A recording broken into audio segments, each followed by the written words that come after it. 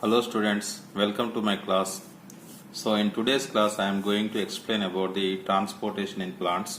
So transportation of water, minerals and also food material, how these materials are transported in the plants, we will discuss. So students, one thing I want to tell you, so this video I prepared this video in easy method. So if you see this video clearly, you will understand the transportation in the plants. Okay, so shall we start the video? Right, first we see I have taken the structure of the root. So the root contains the root hair. Root hair is a major structure that is useful for the absorption of the water in the plants. So once we will see the transverse section of the root, just for our understanding, so what is the external part and what is the internal part, we have to see. So this is very important. If you remember this structure, and later you can understand the remaining structure also. Very simple. So the outer portion is called epidermis.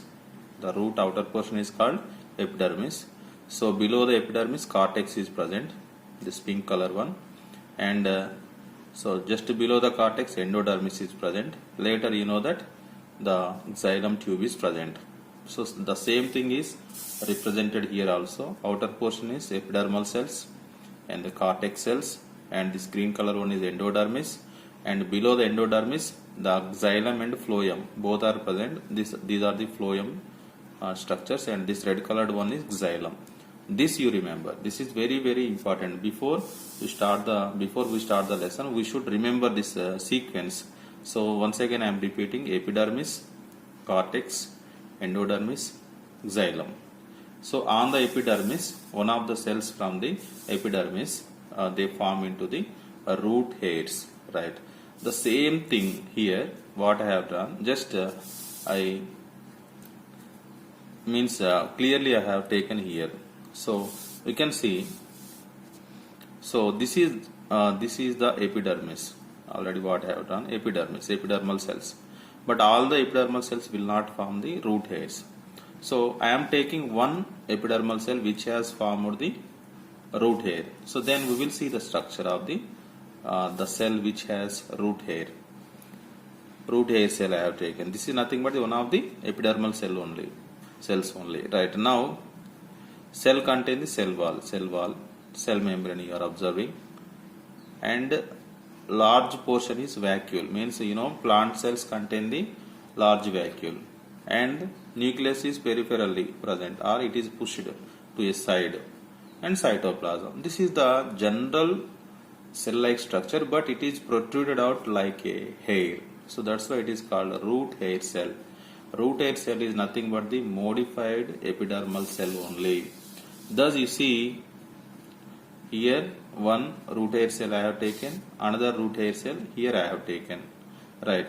So again I have drawn all the red colored vacuoles in all the cells, because you know that each plant cell will have a large vacuole. So this is epidermal cells. Again pink colored one is cortical cells, cortex cells, and endodermis and xylem tube. Now I want to explain about the transport of water first. Very simple, very simple. The movement of, first I will write the definition of the osmosis here. So osmosis, through the process of osmosis only the water will enter the root hair. What is the definition of osmosis? You studied in 9th class. It is very simple: the movement of the water molecules from low concentrated solution to high concentration. Low concentrated solution to high concentrated solution. This is very important. Right. Now we will see here this one. When you pour water, so among the soil particles, when you pour water, more water, so then it becomes dilute. Dilute means low concentrated. But this low concentration is compared to the cytoplasm of the root hair cell. So that's why automatically from the low concentration to high concentration, the water enters one of the root hair cells. So this thing first you have to remember. Here we are comparing the concentration of the two things. One is the concentration of the water present among the soil particles, and also the concentration of the cytoplasm. Here more concentration, here low concentration. So that's why automatically the water will move from the low concentration to high concentration. After that what happens?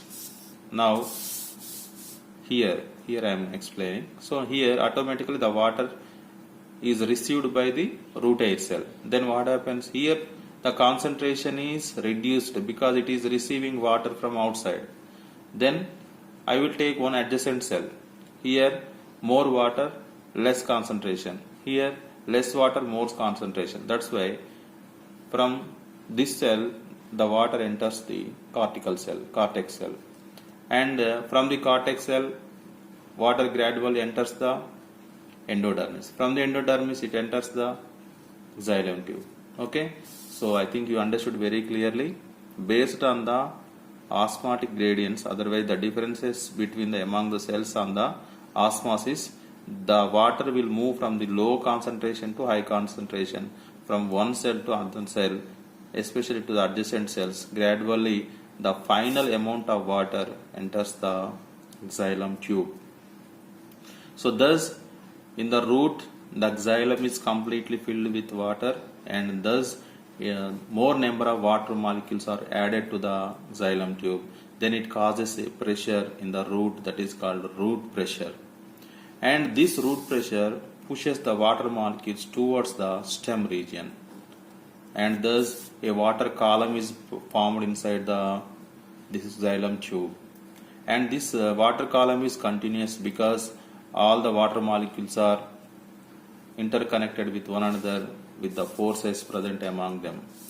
And you know that when this column is increasing gradually, so they can reach up to certain height, but after that the water molecule should be pulled for the proper flow. So this pulling is taken by the transpiration, because you know that this xylem, after it enters the xylem tube, enters the leaf to supply the food material for the process of the photosynthesis. Water molecules for the process of the photosynthesis. Right. So in the leaf, when for the production of the food, we know that the water is required.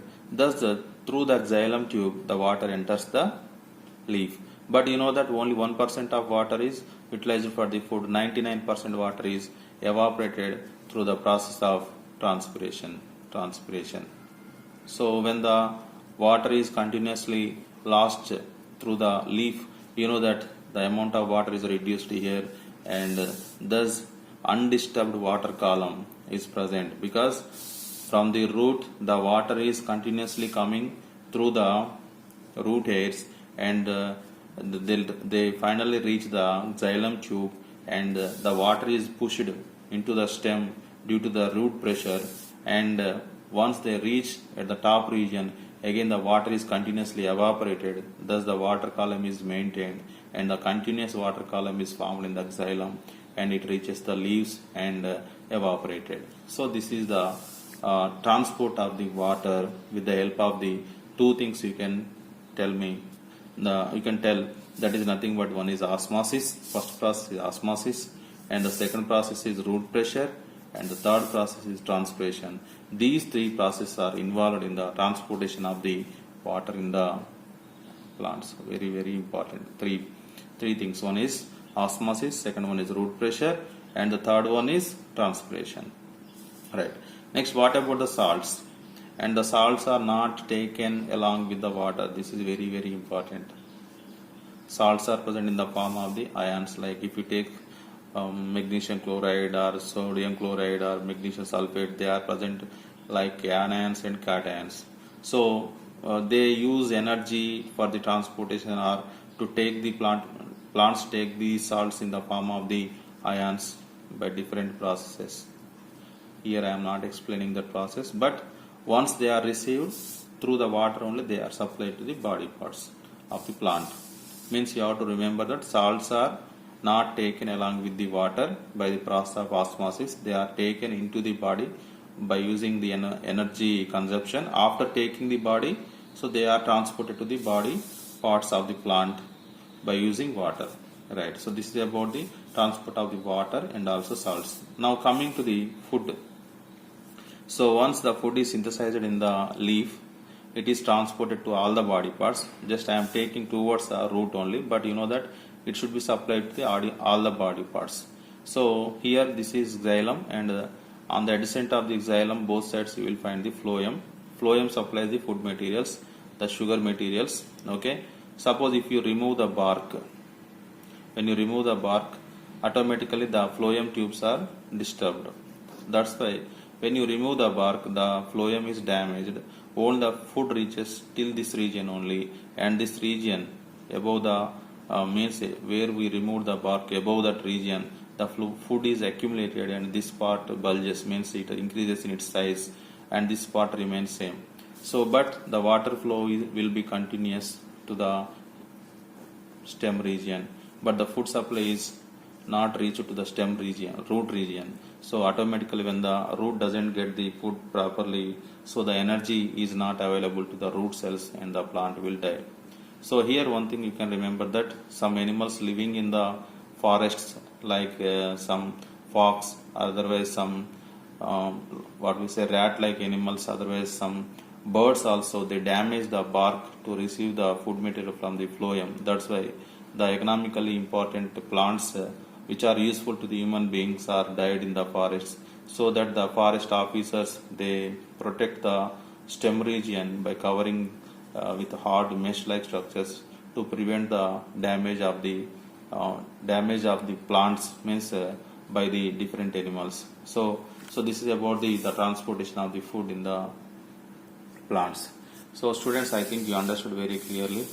Just if you remember the arrangement of the cells in the root, and also if you remember the osmosis, and easily you can understand the process of the transportation of the food and also water and also salts very clearly.